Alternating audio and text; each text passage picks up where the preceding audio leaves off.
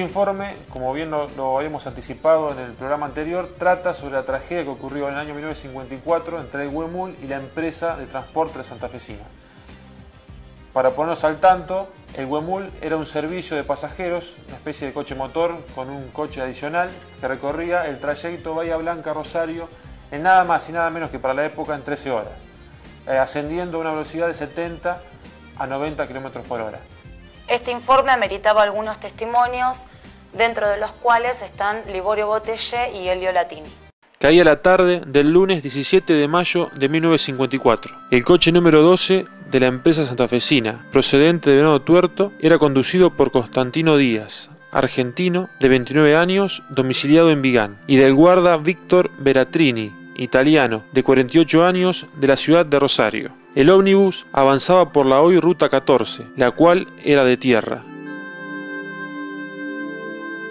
Siendo las 18:40 y con 14 pasajeros, el transporte automotor giraba hacia la derecha para atravesar el paso a nivel, ignorando la tragedia que lo esperaba. En la misma dirección avanzaba por las vías el tren diésel El Huemul, que cubría el recorrido Bahía Blanca-Rosario y viceversa, compuesto por el coche motor número 894 y un vagón pasajeros. Luis Víctor Blanco, como motorista, de 52 años, y Juan Mortellaro, de 49, los dos oriundos de Rosario, estaban a cargo del servicio. Luis Blanco había asumido la conducción del convoy en Capitán Castro, avanzando a una velocidad promedio de 70 km por hora. Observó una polvadera que levantaba un vehículo, que en el primer momento no alcanzó a distinguir que se trataba de un ómnibus. La marcha se mantuvo así acortando distancia del tren para con el colectivo. Blanco empezó a sonar insistentemente la bocina, presintiendo la catástrofe que se avecinaba. No sé, porque se sintió la bocina y el golpe. Se ve que se descuidó porque iba muy ligero, el Huemul iba muy rápido. Entonces se habrá confiado, pienso yo, no sé, el chofer. El colectivo venía atrasado, el tren pasaba posterior del colectivo.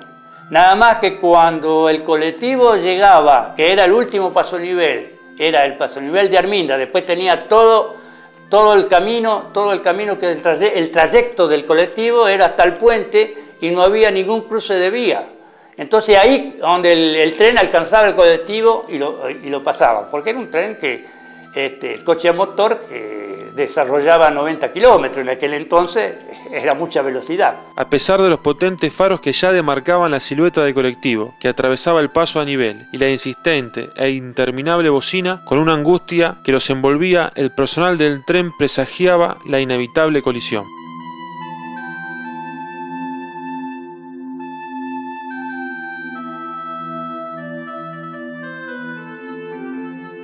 El ómnibus cruzaba el paso a nivel. Cuando el conductor vio la luz del tren, ya era tarde. Lo impactó violentamente en la parte trasera del ómnibus, que arrastró un par de metros y lo despidió a la veda de las vías. A causa del impacto, se cortaron los frenos del tren y a los 3.000 metros recién pudo detenerse. Personal ferroviario y pasajeros corrían desesperadamente hacia el vehículo siniestrado. El cuadro era fatídico. Los cierros y maderas destrozados y los gritos de dolor y muerte eran dueños del lugar. Cuando pasó el accidente yo estaba en el campo, porque en aquel tiempo vivimos en el campo, y sentimos el golpe, un golpe. Entonces vimos el tren que pasaba por ahí enfrente y nos asomamos y vimos el colectivo que lo había chocado el tren, el Huemul, ¿viste?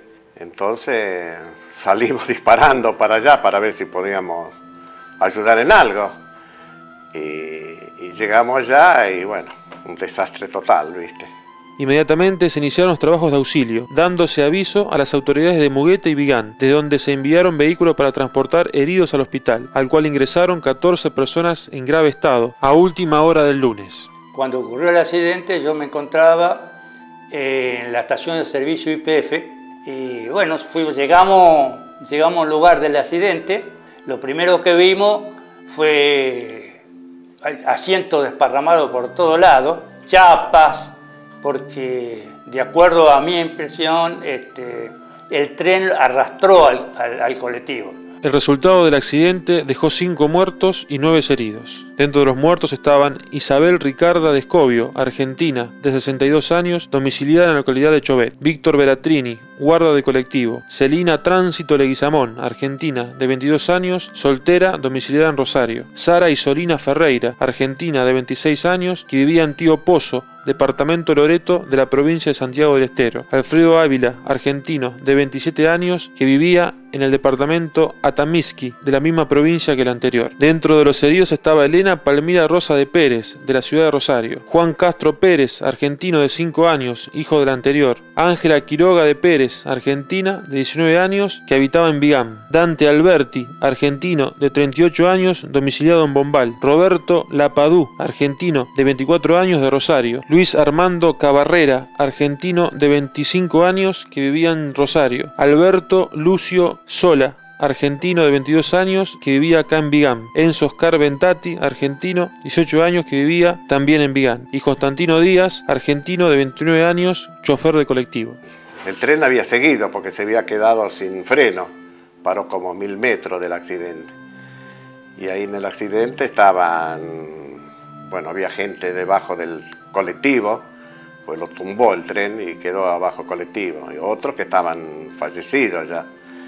Y después otra gente que iba por la vía sin saber qué pasaba, porque, viste, en el momento se ve que venían dormidos, anda a saber qué pasó, y preguntaban qué había pasado. Bueno, a los 15, 20 metros del pasonivel para el lado de Villa Mugueta, encontramos ahí un matrimonio que ya iban fallecidos, abrazados. Fue muy impresionante. Eso lo que más a mí me impresionó fue que estaban los dos abrazados sobre el propio asiento que ellos iban viajando, sobre un asiento donde ellos iban viajando. Después el chofer de colectivo estaba apretado abajo del colectivo. Sentí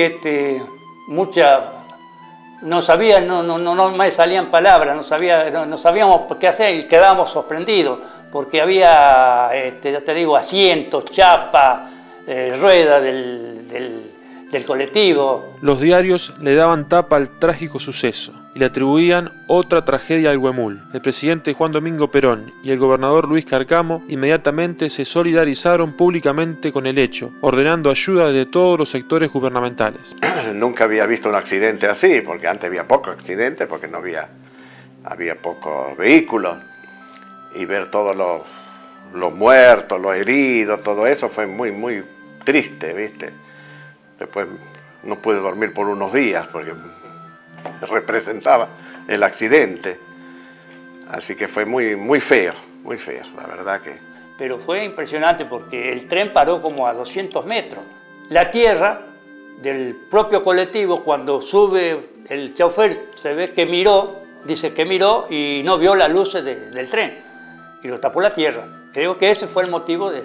El diario Crónica cita en un párrafo como conclusión que la escasa visibilidad dificultada por la intensa polvadera levantada por otros vehículos quizás haya tenido una influencia nefasta, o el viento al ahogar el sonido de la bocina del tren. Pueden hallarse muchos motivos incidentes, pero ninguno lleva el convencimiento cabal en el análisis de las causales determinantes de la catástrofe. Solo queda en pie un factor y es la fatalidad o el destino, como quiera llamársele. Un destino aciago que, pese a la magnitud del hecho, no llevó a su ensañamiento al límite extremo y dejó un resquicio piadoso para que muchos de los pasajeros salieran con vida. De nada valieron el esfuerzo y la pericia de los dos conductores. Todos los recursos a que apelaron en su desesperación resultaron ineficaces, porque no era una cuestión de hombres, era una fuerza ciega, sobrehumana, la que los impulsaba inexorablemente hacia el paso a nivel de la muerte. Era el fantasma del camino, siempre al acecho del más mínimo percance, para caer con su voracidad de vidas sobre los que osan desafiarlo, devorando kilómetros en su abnegada misión de acortar distancias.